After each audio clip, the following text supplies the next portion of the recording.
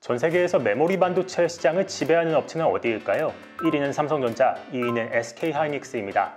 3위인 미국 마이크론을 포함해 메모리 반도체 3대 업체 중 2곳이 국내 업체인 겁니다. 그런데 상대적으로는 덜 주목받았지만 오늘날 IT 업계에 대우받는 곳이 있습니다. 반도체를 위탁 생산해주는 파운드리가 바로 그것입니다. 대만 TSMC와 더불어 우리나라 대표 반도체 기업 삼성전자가 바로 대표적인 파운드리 기업입니다. 그렇다면 반도체 전체 시장에서 단 15%를 차지하는 파운드리는 과연 왜 중요해졌을까요? 파운드리 시장의 패권을 잡은 TSMC와 2위인 삼성전자의 구도는 어떻게 만들어졌을까요?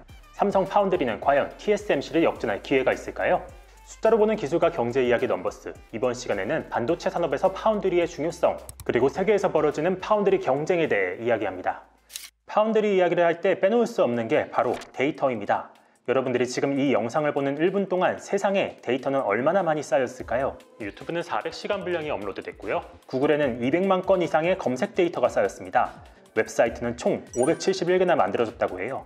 이처럼 세상에는 우리가 모르는 사이 수많은 데이터들이 생겨나고 있습니다. 통신이 발전하며 사람들은 어디서든 빠른 인터넷을 쓸 수 있게 됐고요. 그 결과 데이터들이 기하급수적으로 쌓이고 있는 겁니다. 그리고 빅데이터의 시대로 넘어오면서 이제 IT 산업엔 데이터를 수집하고 가공하는 게 그 무엇보다도 중요해졌습니다. 테슬라의 자율주행을 예로 들어봅시다. 주변 도로와 자동차, 보행자 등을 인식하는데 8개의 카메라와 레이저 등 센서가 동원되고요. 여기에 들어오는 데이터를 온보드 컴퓨터가 처리해 자율주행을 가능하게 해주죠. 이를 위해 차 한 대에 들어가는 반도체의 수만 2천여 개에 달합니다. 내연기관차가 300에서 400개의 반도체를 싣던 데에 비해 거의 10배 가까이 늘어난 겁니다. 이처럼 데이터를 받아들여 처리하고 목적에 맞게 쓸 수 있도록 하는 게 바로 반도체의 영역입니다.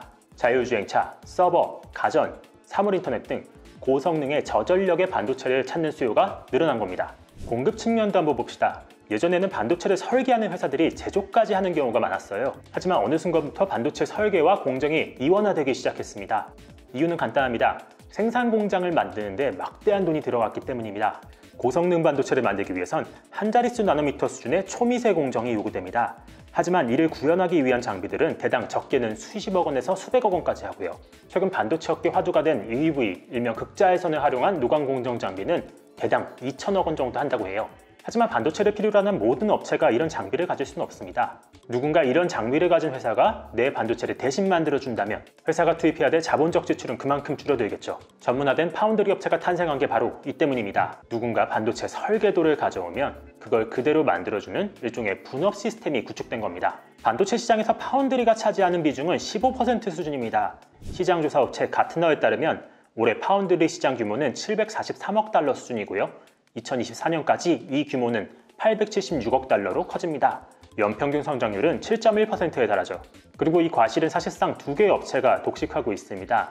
대만의 TSMC 그리고 우리나라의 삼성전자입니다. 지난 2분기 기준 상위 10개 파운드리 업체에서 총 244억 달러의 매출이 발생했는데요.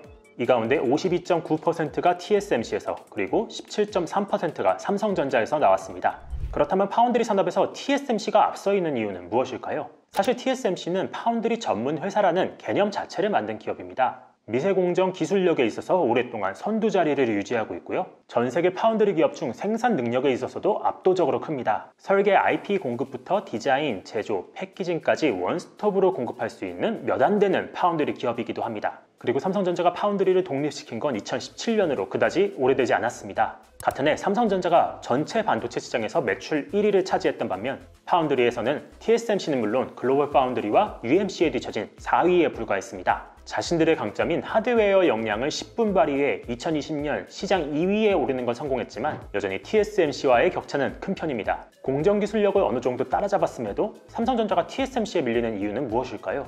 파운드리이면서 동시에 자기가 필요한 칩도 만드는 종합 반도체 회사이기 때문이란 평이 지배적입니다. 대표적인 게 스마트폰의 두뇌에 해당하는 어플리케이션 프로세서인데요.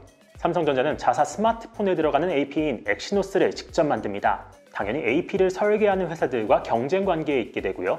IP 유출 우려도 있을 테니 당연히 삼성과 관계를 맺기 꺼려하겠죠. 그 대표적인 회사가 바로 애플입니다. 아이폰 5 시리즈까지는 삼성전자 LSI 사업부에 위탁 생산하다가 아이폰 6에 들어간 AA 실리콘부터 전량을 TSMC에 맡기고 있습니다. 고객과 경쟁하지 않는다는 TSMC의 회사 모토가 먹혀든 셈입니다. 그렇다면 삼성전자는 TSMC를 역전하는 게 어려울까요? 생산 규모로만 본다면 당장은 현실적으로 쉽지 않습니다. TSMC의 월 생산 능력은 100만 장이 넘는데요. 반면 삼성 파운드리의 생산 능력은 45만 장에 그치죠.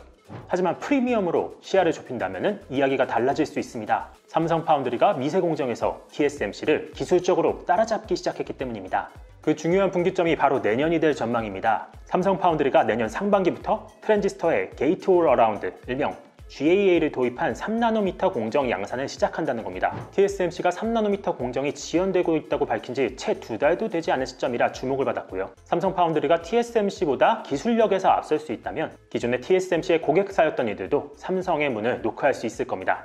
이후 벌어질 대규모 투자와 시장 점유율 경쟁, 그리고 삼성의 파운드리 분사 가능성은 차치하고서라도 내년 상반기는 삼성 파운드리의 가장 중요한 시점이 될 것이란 예상이 가능해집니다. 반도체 파운드리를 둘러싼 경쟁과 기술의 이야기들 대략 윤곽이 잡히셨나요? 물론 여기엔 IDM 2.0으로 파운드리 시장에 진출하는 인텔, 그룹 차원에서 파운드리를 차세대 먹거리로 준비하고 있는 SK하이닉스, 그리고 미국의 견제에도 꾸준히 기술력을 키우며 절치부심하고 있는 중국 SMIC의 이야기도 숨어 있습니다. 앞으로 이들의 이야기를 저희 넘버스에서 꾸준히 들려드리도록 하겠습니다.